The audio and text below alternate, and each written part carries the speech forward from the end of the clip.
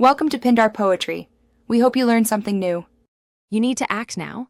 Log into Kite on a desktop, not the mobile app, and confirm your PAN-linked account. Once done, open the two-factor authentication area under My Profile. You must have a top app like Google Authenticator installed and your mobile OTP ready for verification. Start the Enable Top flow. The system will show a QR code and a secret key. Do this on desktop, so you can scan the QR code with your phone without interrupting the session. Now you scan and register.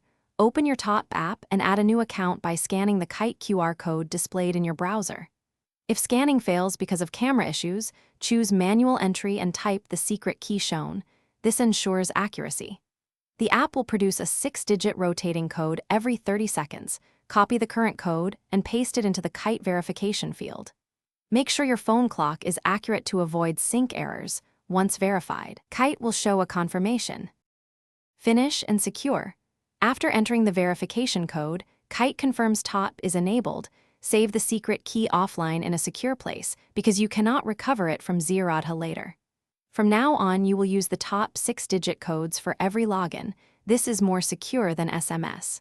If you encounter invalid codes, first sync your phone's clock or reboot the Authenticator app. If problems persist, unregister and re-register using the saved secret key to restore proper time-based code generation.